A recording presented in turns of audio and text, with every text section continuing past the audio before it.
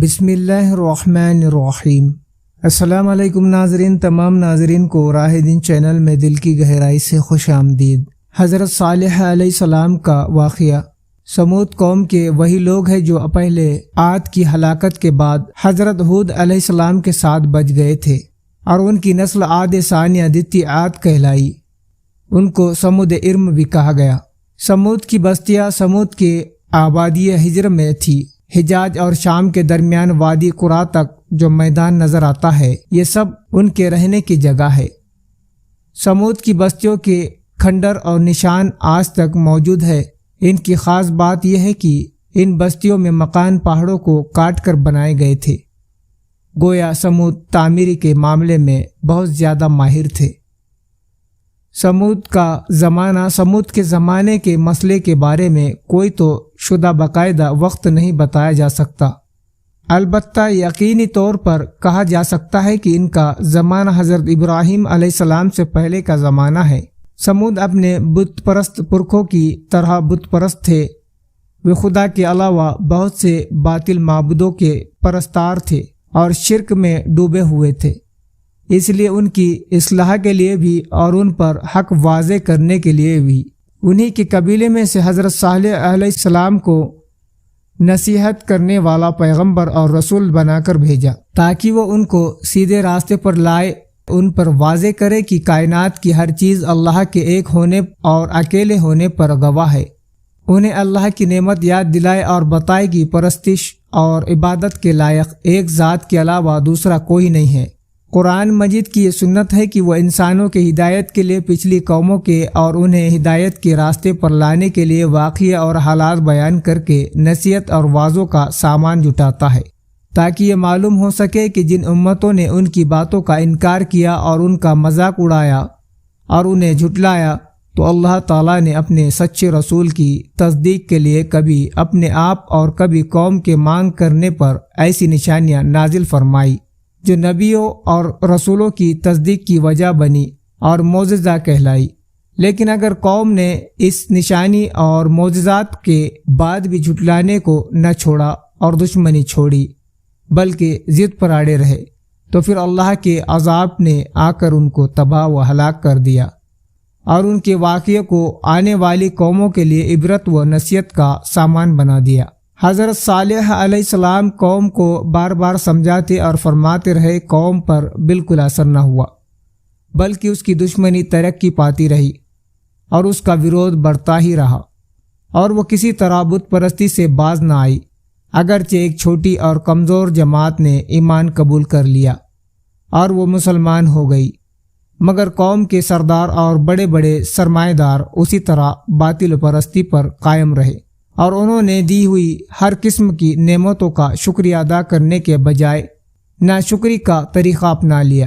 وہ حضرت صالح علیہ السلام کا مذاق اڑاتے ہوئے کہا کرتے تھے کہ صالح اگر ہم باطل پرست ہوتے، اللہ کے صحیح مذہب کے انکاری ہوتے اور اس کے پسندیدہ طریقے پر قائم نہ ہوتے، تو آج ہم کو یہ سونے چاندی کی بتات، ہرے بھرے باغ اور دوسری نعمتیں حاصل نہ ہوتی۔ تم خود کو اور اپنے ماننے والوں کو دیکھو اور پھر ان کی تنگحالی اور غربت پر نظر ڈالو، بتلاؤ کہ اللہ کے پیارے اور مقبول کون ہے۔ حضرت صالح علیہ السلام فرماتے کہ تم اپنے اس عیش اور امیری پر شیخی نہ مارو اور اللہ کے سچے رسول اور اس کے سچے دین کا مذاق نہ اڑاؤ، اس لیے اگر تمہارے گھمنڈ اور دشمنی کا یہی حال رہا تو پل میں سب کچھ فنا ہو جائے گا، اور پھر نہ تم رہو گے اور نہ یہ تمہارا سماج۔ بے شک یہ سب اللہ کی نعمتیں ہیں، بشرط کہ ان کی حاصل کرنے والے ان کا شکر ادا کرے اور اس کے سامنے سر نیاز جھکائے، اور بے شک یہی عذاب و لعنت کے سامان ہے اگر ان کا استقبال شیخی و غرور کے ساتھ کیا۔ اس لیے یہ سمجھنا غلطی ہے کہ عیش کا ہر سامان اللہ کی خوشنودی کا نتیجہ ہے۔ سمود کو یہ حیرانی تھی کہ یہ کیسی ممکن ہے کہ ہمیں میں سے ایک انسان اللہ کا پیغمبر بن جائے اور وہ اللہ کے حکم سنانے لگے۔ یہ بڑے تعجب سے کہتے، ترجمہ کہ ہماری موجودگی میں اس پر خدا کی نصیحت اترتی ہے۔ 38:8 یعنی اگر ایسا ہونا ہی تھا تو اس کے اہل ہم تھے، نہ کہ صالح، اور کبھی اپنے قوم کے کمزور لوگ جو کہ مسلمان ہو گئے تھے خطاب کر کے کہتے۔ ترجمہ: کیا تم کو یقین ہے کہ بلا شبہ صالح اپنے پروردگار کا رسول ہے؟ الاعراف 7:59۔ اور مسلمان جواب دیتے۔ ترجمہ: بے شک ہم تو اس کے لائے ہوئے پیغام پر ایمان رکھتے ہیں۔ الاعراف 9:75۔ تب یہ قوم کے انکار کرنے والے سمود قوم غصے میں کہتے۔ ترجمہ: بے شک ہم تو اس چیز کا جس پر تمہارا ایمان ہے انکار کرتے ہیں۔ الاعراف 7:7۔ بہرحال حضرت صالح کی مغرور و سرکش قوم نے ان کی پیغمبرانہ دعوت و نصیحت کو ماننے سے انکار کر دیا اور اللہ کے نشان اور معجزے کا مطالبہ کیا۔ جب صالح نے اللہ کے دربار میں دعا کی اور قبولیت کے بعد اپنی قوم سے فرمایا کہ تمہارا مطلب نشانی اونٹنے کی شکل میں یہاں موجود ہے، دیکھو اگر تم نے اس کو تکلیف پہنچائی تو پھر یہی ہلاکت کا سامان ثابت ہوگا، اور اللہ نے تمہارے اور اس کے درمیان پانی کی باری طے کر دی ہے، ایک دن تمہارا ہے اور ایک دن اس کا، اس لیے اس میں فرق نہ آئے۔